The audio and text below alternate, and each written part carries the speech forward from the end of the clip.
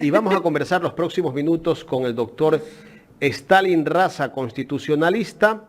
Vamos a hacer un análisis del tema de la vicepresidenta de la República, pues, y otros temas de coyuntura política. ¿Cómo está, doctor? Gracias por aceptar conversar con Ecuador en directo. Bienvenido. Bien, muchas gracias. Un saludo cordial a ustedes y a la audiencia. Un gusto como siempre.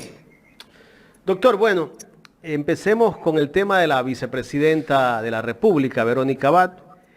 El presidente Daniel Noboa le ha dado como únicas funciones ir a trabajar a Israel por el tema de la paz.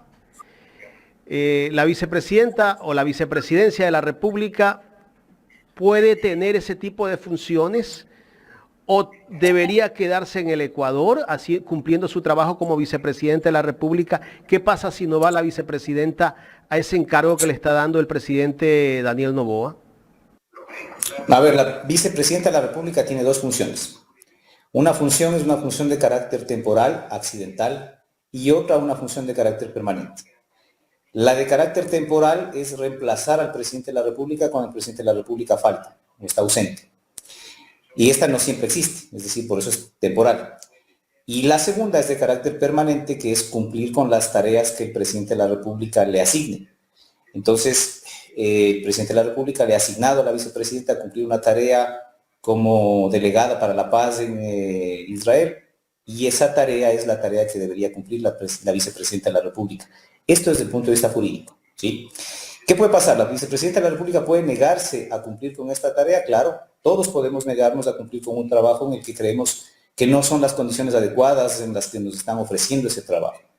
Entonces sí, puede negarse, es parte de la autonomía, de su voluntad. A nadie se le puede obligar a hacer un trabajo que no quiera hacer. Ahora, el punto es el siguiente. La vicepresidenta de la República, por esta tarea permanente de cumplir con las asignaciones que le hace el presidente de la República, cobra un sueldo mensual. Entonces, si ella se rehúsa a cumplir con esa función, tendría que rehusarse también a recibir el sueldo. Porque nadie puede ganar un sueldo sin trabajar, sin devengar por ese sueldo. Y si no lo hace, la Contraloría General del Estado probablemente le va a terminar glosando a futuro. El rehusarse a cumplir con la tarea implica que la vicepresidenta de la República vaya a ser sancionada con la destitución, con un juicio político. No, esa no es una causal de juicio político. Esto desde lo jurídico. Desde lo político, sin embargo, esto revela una grave crisis política que no es lo más deseable para el inicio de un periodo de gobierno, además tan corto como el que va a tener el presidente Noboa. Así que desde el punto de vista de lo político no es deseable que exista este conflicto, y lo deseable sí sería, en cambio, que se sienten presidente y vicepresidenta a conversar y lleguen a un consenso sobre cuáles serían las actividades que el presidente le podría delegar a la vicepresidenta para evitar que ella le opaque, porque parece que esta es la razón verdadera, ¿no? Parece que el presidente Noboa no quiere que la vicepresidenta tenga brillo propio político y entonces le está asignando una tarea fuera del país para evitar esa cosa. Entonces tiene que sentarse, conversar y llegar a un consenso de cuáles son las tareas con las que la vicepresidenta se sentiría cómoda y el presidente no se sentiría tampoco afectado por la función de la vicepresidenta. Pero así es la cosa, así es como debería resolverse el problema. Lo jurídico no tiene nada que ver acá. Lo jurídico, el presidente de la República está ejerciendo la competencia que puede hacerla. Pero, digamos, ahí hay un choque, hay una distorsión, un cortocircuito entre lo jurídico y lo deseable políticamente hablando. Doctor Raza, muy buenos días. Carla Aro le saluda.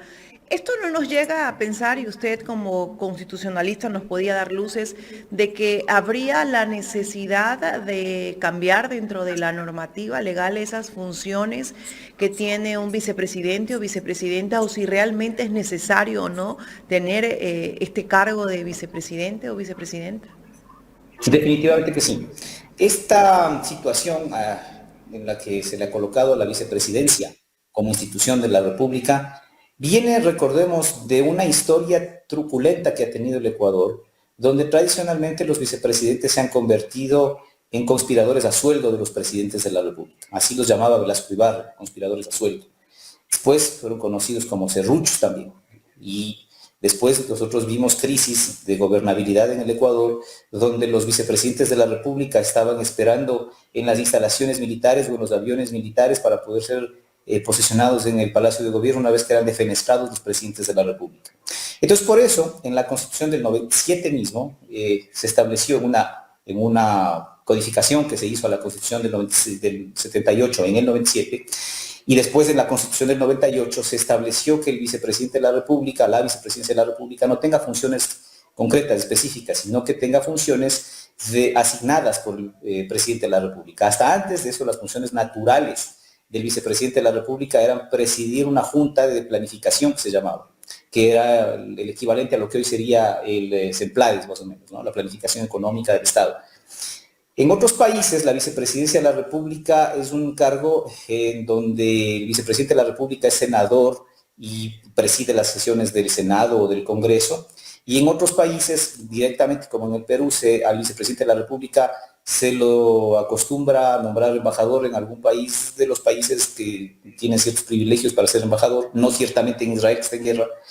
Y así se evita un poco que el vicepresidente de la República esté cerca de la figura presidencial y se pueda dar esta suerte de conspiración. Sí, en el Ecuador hay que debatir seriamente si es necesario o no tener un vicepresidente de la República, y si es necesario hay que decidir cuáles son las tareas que se le encomiendan, tareas permanentes, no tareas libradas a la discrecionalidad del presidente de la República. Así que bueno, estas son de las tantas cosas que hay que debatir para construir un nuevo texto constitucional. Yo creo que es tiempo ya de que el Ecuador empiece a pensar en la necesidad de hacer un nuevo texto constitucional. La sala de máquinas de esta Constitución hace agua por todos lados y ahí es necesario hacer una reparación estructural.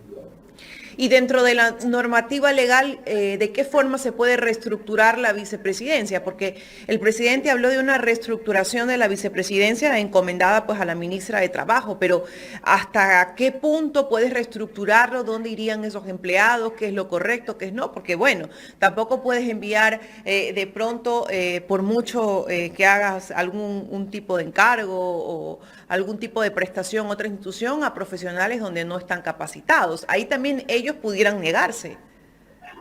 Sí, desde luego que sí. A ver, pero es también facultad del presidente de la República organizar la administración y organizarla a través de lo que está haciendo, de decretos ejecutivos, y delegar mediante el decreto ejecutivo al ministerio encargado del ramo, que es el Ministerio de Trabajo, que hoy regula no solo las relaciones de trabajo de los particulares, sino también las relaciones laborales del sector público, establecer cuál sería la estructura administrativa más adecuada de la vicepresidencia de la República. Esto es una facultad del presidente. Pero este proceso de reestructuración y de racionalización tiene que ser eso, razonable. Tiene que mirar cuáles son el tamaño de esa vicepresidencia de la República, qué número de empleados tiene, cuáles serían las tareas que van a cumplir esos empleados, de cuáles se puede prescindir y de cuáles no. Y en función de eso organizar toda una dependencia del Estado que no puede estar sometida al capricho, digamos, de una decisión por políticamente justificable o entendible que pudiera llegar a ser. Entonces en eso sí es necesario que se traten los asuntos de Estado con la ponderación, con la mesura y con la responsabilidad que el caso amerita. Ojalá que esto ocurra, ojalá que prime la sensatez. Ojalá que el presidente de la República, antes del anuncio de la vicepresidenta del día de las 10 de la mañana, pudiera tener un gesto de responsabilidad, de seriedad, de prudencia, y la llame a conversar y se pongan de acuerdo. A la vicepresidenta le quedan solamente dos cosas: o romper directamente con el presidente de la República hoy a las 10 de la mañana y decir que no va a aceptar su designación y asumir las consecuencias que eso tenga, o la otra es asumir, ¿no? Decir que va a aceptar la designación, viajar a Israel y cumplir con la tarea que le ha encomendado el presidente de la República. Y es una solución dramática, digamos. La una alternativa a la otra son soluciones que no van a resolver el problema político que se ha generado. Y ahí es donde el presidente de la República debe demostrar que su juventud no le está llevando a la imprudencia.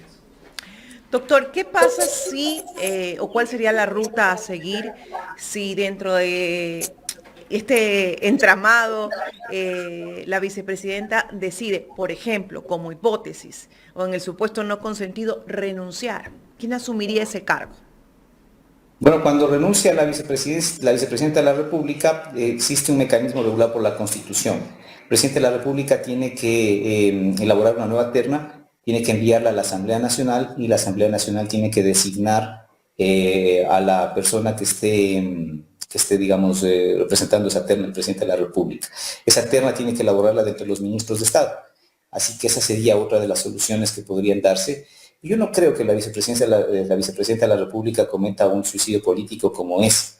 Todos sabemos que la renuncia en el inicio de un periodo podría ser, si es que la presidenta tiene intenciones y motivaciones políticas para hacerlo, puede ser políticamente redituable en un primer momento. Pero luego fuera del cargo es otra cosa. Hay mucha gente que piensa que los cargos son trampolines para hacerse carrera política y terminan cometiendo suicidios políticos. Si la vicepresidenta hace algo como lo que usted, Carla, manifiesta, a mí me parece que podría ser un suicidio político de ella y además sería un problema institucional considerable, sabiendo que es un gobierno que inicia y que tiene un periodo cortísimo. Una crisis institucional de esa naturaleza no habla bien del Estado afuera. Pensemos cómo nos ven afuera. Pensemos que la designación fallida de la ministra de Economía ya generó en el mundo financiero internacional, generó ya problemas para la economía del Estado, generó incremento del riesgo país, generó cosas como estas. Y una crisis institucional de esa magnitud no ayudaría en nada frente a un problema que tenemos hoy que resolver, que es serio. Lo que ayer ha anunciado el ministro nombrado de Economía es grave. Y uno tiene que pensar más bien en esas cosas antes que en hacer prevalecer la fuerza de la voluntad del presidente de la República en un tema como este. Doctor, ¿qué actores políticos se podrían beneficiar o se estarían beneficiando de esta crisis? Bueno, habrá que ver. Uno nunca sabe qué actores políticos estén detrás y quiénes terminan siendo beneficiarios, pero claramente están siendo perjudicados aquellos que alientan las posturas con las que uno no puede estar de acuerdo, posturas un poco extremas también de la vicepresidenta de la República. La vicepresidenta tendrá que hacer una reconsideración acerca de sus preferencias. Está bien, uno puede y es libre de tener sus preferencias personales, las que uno quiera, pero cuando uno es funcionario público y dignatario de elección popular, un alto dignatario de elección popular, no puede mezclar esas preferencias personales con la gestión del Estado. Entonces, claramente, sectores políticos que adhieren a esas posiciones extremas de la vicepresidenta de la República son los que están siendo perjudicados y los que están en pugna con esas posiciones son los que saldrán beneficiados. Yo he visto hacer un alineamiento político detrás de las filas de la vicepresidenta, por ejemplo, a la gente de Construye, ¿sí? Y todos sabemos que la gente de Construye, a pesar de las divisiones internas que tienen una influencia importante de la exministra de Gobierno, María Paula Romo. Entonces, sectores políticos que han venido gestionando la cosa pública después de la gestión de la ministra María Paula Romo y por influencia de la exministra María Paula Romo, claramente serán los perjudicados. Y beneficiados, bueno, vamos a ver quiénes resultan siendo, ¿no? Hasta ahora se ha visto que el pacto existente entre el presidente de la República, el Partido Social Cristiano y la Revolución Ciudadana ha terminado prevaleciendo en la Asamblea, a pesar de que ya hay algunos desencuentros que también veamos cómo se resuelve más adelante. Pero por ahí creo que es una cosa. Podríamos pensar que María Paula Romo también marca la agenda de la vicepresidenta Verónica Abad. No, eso no, yo no digo eso. Lo que digo es que los adherentes a la señora María Paula Romo ideológicamente han cerrado filas y se han puesto del lado de la vicepresidenta de la República en este conato, en este conflicto que ha surgido con el presidente. Uno puede más o menos advertir porque por ahí van las alineaciones políticas, ¿no? Alineaciones políticas que no necesariamente son ideológicas, muchas veces son... La podríamos ver tal vez a la señora vicepresidenta en las próximas elecciones participar por Construye. ¿Quién quita, no? ¿Quién sabe? En este país no se sabe hasta el día anterior a las elecciones qué pasa finalmente, ¿no? Entonces, bueno, no hay que aburrirse. En el Ecuador, por lo menos, lo que no hacemos es aburrirnos. De todo puede pasar en política. Doctor, pasemos a otro tema. La eliminación de los umbrales de droga. Algunos le dicen la tabla de consumo, pero son umbrales. ¿Esto en qué beneficia a los ecuatorianos? Algunos dicen que, bueno, que porque se tenía esos umbrales de consumo de droga, mucha gente se hizo consumidora y hay más narcotráfico en el Ecuador. ¿Cuál es su criterio, doctor? Yo creo que hay que evitar un poco los fatalismos y los extremismos en el Ecuador. Ni la tabla de drogas ayudó a resolver el problema del microtráfico, no ayudó. Ni la tabla de drogas, ni sin la tabla de drogas se acaba el país, ¿ya? La tabla de drogas era una herramienta necesaria, útil, para efectos de aplicación del Código Penal. Porque es verdad, hay que recordar que el Código Penal establece que hay escalas para el narcotráfico. Hay la mínima escala, la mediana escala, la gran escala. Y claro, ¿cómo establecer esas escalas? Había que auxiliarse de un instrumento técnico que permita establecer cuáles son estos umbrales para determinar esas escalas. La tabla cumplía esa función, pero eso no determinaba cómo uno podía diferenciar, cómo los jueces especialmente podían diferenciar cuando estamos frente a un caso de narcotráfico o de microtráfico y cuando estamos frente a un caso de consumo. La Corte Constitucional ya lo dijo en una sentencia que expidió.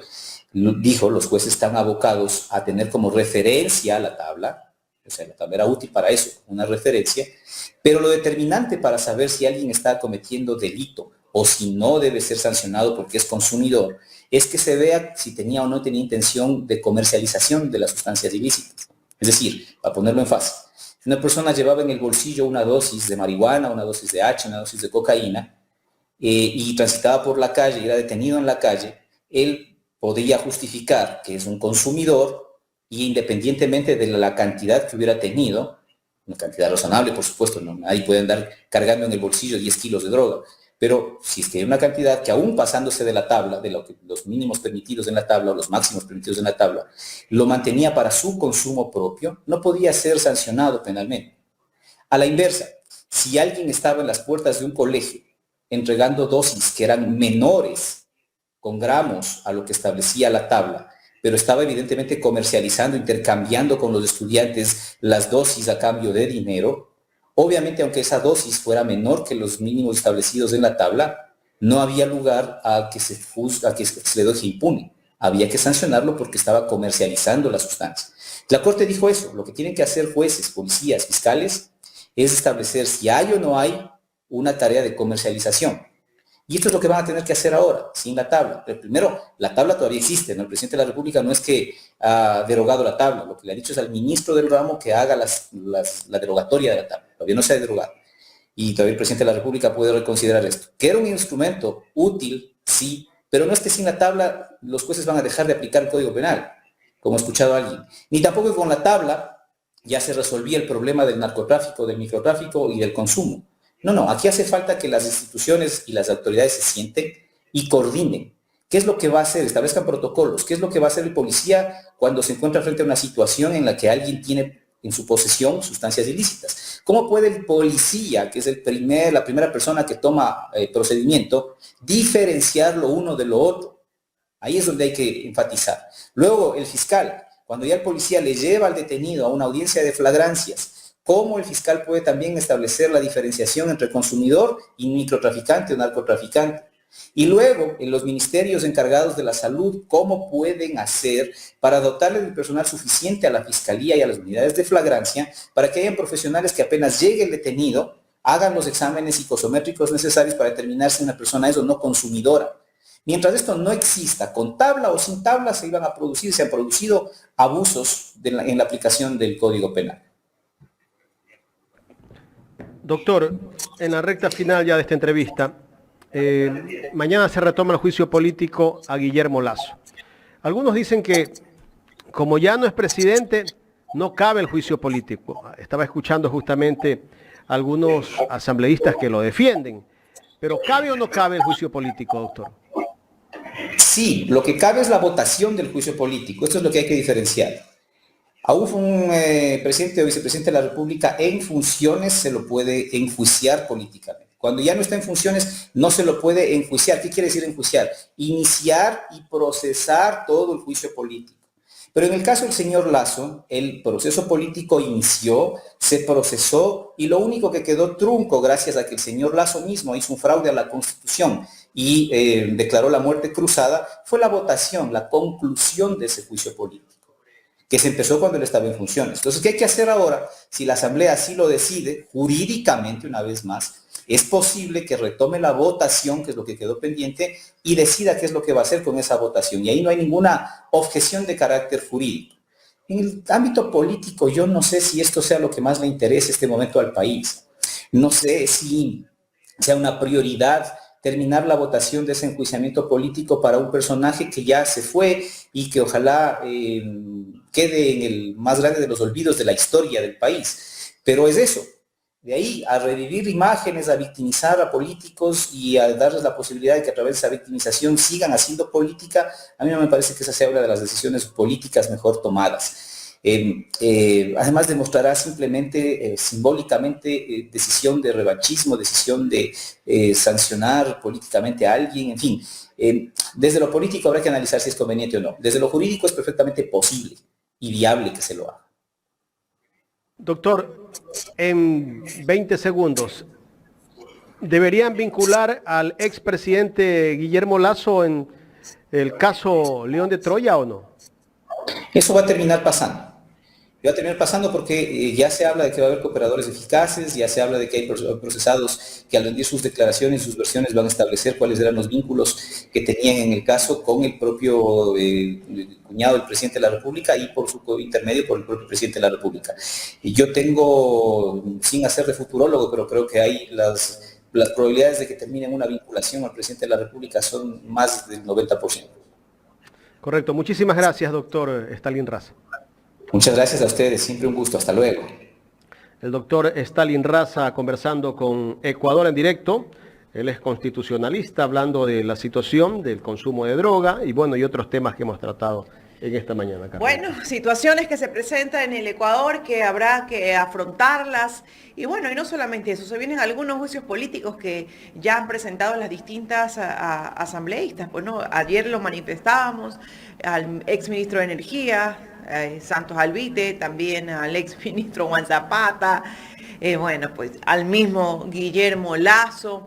Y así se vienen dando las situaciones dentro de la Asamblea que ya empieza ahora sí a moverse como una marejada y veremos cuál es la posición de las distintas bancadas, porque es ahí donde vamos a ver quién, es ahí donde vamos a ver quiénes están o no comprometidos con la verdad y con la mejora del país.